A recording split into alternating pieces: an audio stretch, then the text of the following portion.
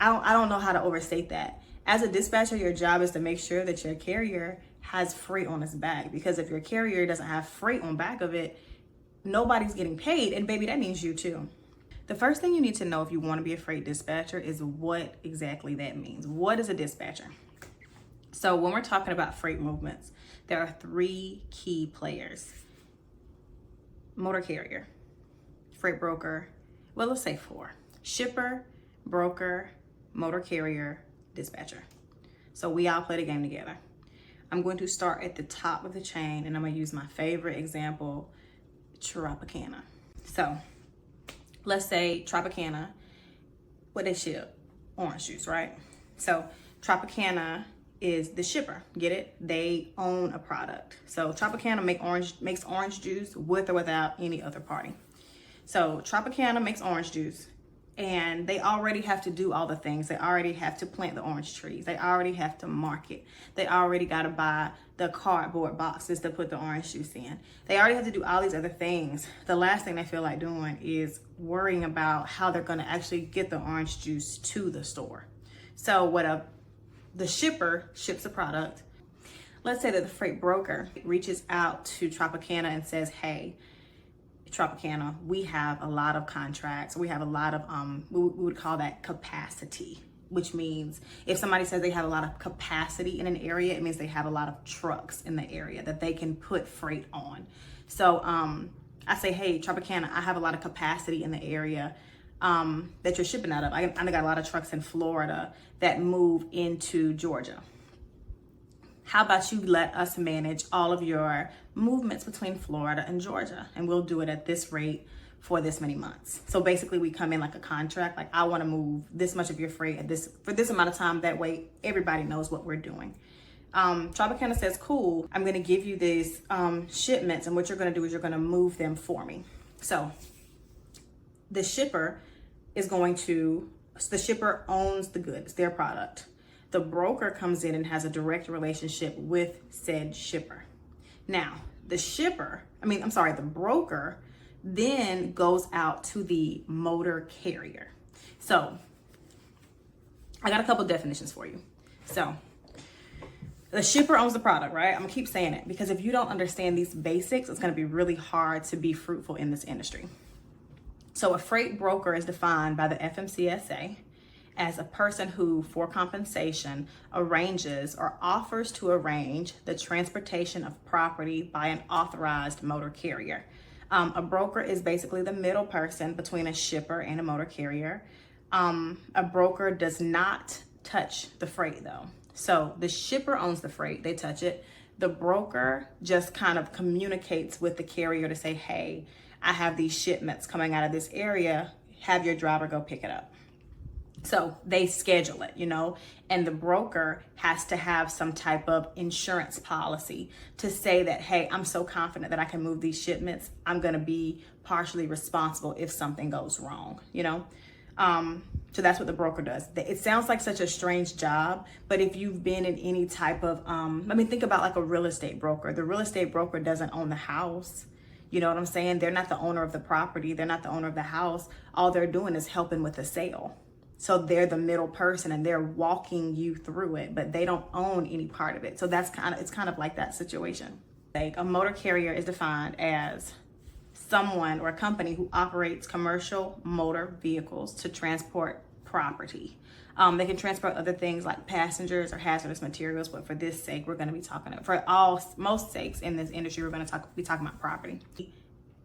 The motor carrier owns the truck and operates it. They own the truck, the drivers work for them, they do not own the freight. The broker also does not own the freight, the shipper owns the freight. Shipper has a contract with the broker employs the motor carrier. Shipper has a contract with the broker employs the motor carrier. Now, a dispatcher. Shipper, broker, motor carrier are all defined by the FMCSA. A freight dispatcher is not. So a freight dispatcher is described, though, as a bona fide agent who works for the motor carrier as a 1099 employee to book loads and submit invoices for payment. So a dispatcher does not own the trucks they dispatch or the freight that they move between points. All they do, so the same way a broker kind of coordinates loads on behalf of the shipper, what a freight dispatcher does is they book loads for the motor carrier. So they're going to do things to benefit the motor carrier because the motor carrier is the one that pays them. A broker is going to do things to benefit the shipper because the shipper's who pays them. That's just the game you play. To kind of go into the job of a dispatcher, kind of like I just said, a dispatcher is going to use tools, whatever tools they have at their disposal, to book loads and make sure that the motor carrier's wheels keep turning. You're a good if you're not a you don't let your trucks go out and then you don't have them freight. Like, I don't know how to overstate that. As a dispatcher, your job is to make sure that your carrier has freight on its back, because if your carrier doesn't have freight on back of it, nobody's getting paid, and baby, that means you too. And that's how you lose contracts. That's how you blow relationships. Like, that's your job.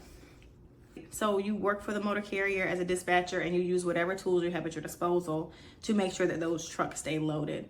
Those tools could be broker relationships. They could even be shipper relationships. Technically, legally, shippers are not supposed to work with dispatchers, but they can work with carriers and they can work with brokers. So just so you know. But dispatchers can use load boards, which could be like DAT or truck stop. They can use shipper relationships. They can use, they can use broker relationships. Yeah, those are probably the top two, honestly, y'all. And you just use those and you keep your trucks loaded. We're just going over definitions right now, y'all, because at the end of the day gonna end. But before the day ends, if you don't understand the basics of this stuff, you're gonna sound like you don't know what's going on and they're gonna play with you. Don't get played with. So that's what a dispatcher is, yo. Literally, a freight dispatcher is like an administrative assistant for a trucking company. Only difference is, in addition to doing administrative tasks, they also book all the loads. So they basically coordinate all the transportation movements for that motor carrier. But beyond that, it's a lot of paperwork. Now, because I work for a trucking company, like literally it's like I am an employee of the trucking company. I'm a 1099 employee. I don't have to have insurance. I don't have to have vehicles. I don't have to have anything except a telephone, like a cell phone, Wi-Fi, a printer if you fancy. That's really about it. And a load board. And you need to have a load board. Most trucking companies already have load boards. So a freight broker, on the other hand, has to have I believe $75,000 surety bond, which is pretty much insurance. So in case a shipment gets damaged, that surety bond, they gotta have insurance. So freight brokers do assume more of that legal responsibility of loads because they're arranging the shipments. So, and mind you, that $7,500 surety bond is not going to cost you $7,500, but it could cost you $2,000-$3,000. Freight brokers also may need to invest in a website, where a freight dispatcher may be cool with just having like a Facebook page or maybe a LinkedIn page. Freight brokers may need to go take another step and actually have a website to market to their customers. Now, the customer aspect of it, freight dispatchers, their customer is the motor carrier. A dispatcher works for the carrier, basically as an administrative assistant who also goes and books all of the day-to-day loads. So dispatchers work for the carriers. Freight brokers work for shippers. So we're going to talk about Tropicana all the time. So if Tropicana has shipping goods, then broker is going to be, the broker works for Tropicana. If a trucking company is coming over here and they're picking up that load from Tropicana, the broker, like, I don't think I'm making sense with that right now. The broker works for Tropicana. The broker works for the shipper. The dispatcher works for the carrier. That's really the big difference. It's literally two sides of the same coin though. Brokers, their job is very negotiation heavy, where they're negotiating contracts and lanes and things like that. And they are what's the word I'm looking for? managing lanes that they already have. So they're negotiating rates and trying to bring in new customers. They're also negotiating lanes they already have. A dispatcher's job is a little different. I would say dispatching is much more administrative heavy because you have to kind of track all the paperwork for each load. And brokers do that too, but typically as a brokerage, you probably have a few people on staff to help you with all the lanes that you have. As a dispatcher, it's probably you plus 3 or 4 trucks. So it's a lot more paperwork. So dispatchers, the job is very administrative, administrator heavy. It's very paperwork heavy, where you're basically, you book loads using whatever tools you have available to you, like DAT and broker relationships, truckstop.com, whatever you want to use. You track all the paperwork. That's it. It's not that hard. I'm gonna say it all the time. It's really not that hard to be a dispatcher. You just have to find good carriers. Yeah, honestly, those are the top differences between a freight broker and a freight dispatcher. It's not that complicated.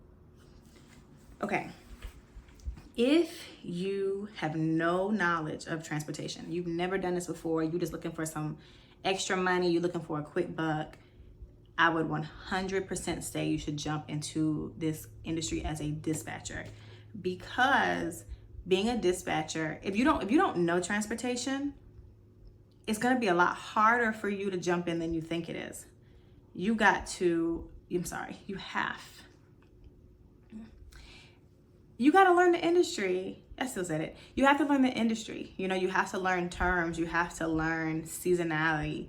You have to learn these different things that you just can't really get by jumping into it on the broker side. Now, if you have knowledge of if you've been in the industry for a while, if you have knowledge of transportation, and if you got a little liquid money, because as a broker, you're going to spend $2,000 starting your business. Because not only do you have to, as a dispatcher, you have to get an EIN or whatever and an LLC, but as a broker, you're going to spend a little more money.